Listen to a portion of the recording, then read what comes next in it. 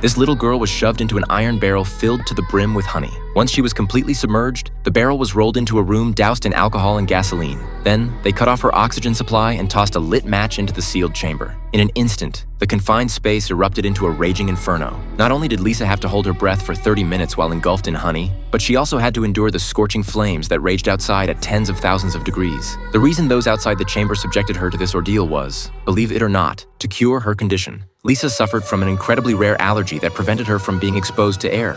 By incinerating the chamber, they artificially created a sterile environment for her. As Lisa teetered on the brink of unconsciousness, unable to bear it any longer, those outside watched in heart-pounding suspense. As the oxygen inside the chamber gradually depleted, the flames dwindled. The man outside manipulated the controls to lower the interior temperature before pumping in a large volume of sterile oxygen. Then, they began calling out to Lisa, but she showed no response whatsoever. Just as everyone sank into despair, Lisa finally emerged, slowly extricating herself from the now solidified honey barrel. Seeing that Lisa could at last live normally in a sterile environment, the onlookers' grief transformed into elation. It turned out that Lisa had been living inside a sterile protective bubble when an epic storm suddenly struck. The roof above her bubble was smashed, and worse still, the power lines supplying electricity to the bubble were pinned down. If they didn't clear the debris quickly, the little girl would suffocate from lack of oxygen. They cautiously cleared the branches from atop the protective bubble, but right then, another gust of wind swept through. A broken piece of wood nearly shattered the bubble. The woman hastily grabbed an inflatable bag and placed it above the bubble, finally propping up the jagged wood.